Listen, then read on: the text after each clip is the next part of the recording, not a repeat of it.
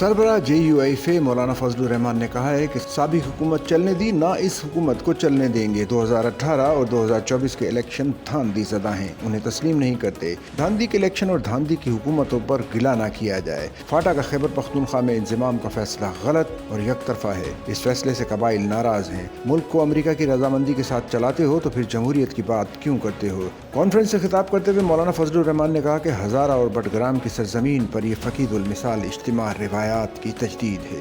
उन्होंने कहा कि इस मुल्क में इंतखाबात में नताइज मैनेज किए जाते हैं। 2018 के इंतखाबात की तरह 2024 के इंतखाबात में धांधली हुई। हम दोनों इंतखाबी नताइज को मुस्तरद करते हैं। उन्होंने कहा कि इस मुल्क में शायर इस्लाम की तौहीन की जाती है। अगर ये सिलसिला ना थमा तो कारकुनान आपके सामने खड़े होंगे। मौलाना फजलुर रहमान ने कहा कि धांधली की हुकूमतें करप्शन में दिलचस्पी रखती हैं। उन्होंने कहा कि तुम्हारे कोई फैसले अपने नहीं। फाटा इंज़माम का फैसला बैनुल अक़वामी दबाव में हुआ है। हम इस फैसले को कबाइल के सियासी मुस्तकबिल के खिलाफ समझते हैं। आज हमारी हुकूमत इस फैसले पर नजरसानी के लिए कमेटी बनाई गई है। हाय इस ज़ूद पशेमा का पशेमा होना। उन्होंने कहा कि फाटा के करोड़ों अवाम के मुस्तकबिल का नाकिस फैसला तुम्हारी बेबसीरती का मुंह बोलता सबूत है। हमने इसी तनाजुर में ऐवान के फ्लोर पर कश्मीर के मसले की हसासियत वाज़े कर दी थी।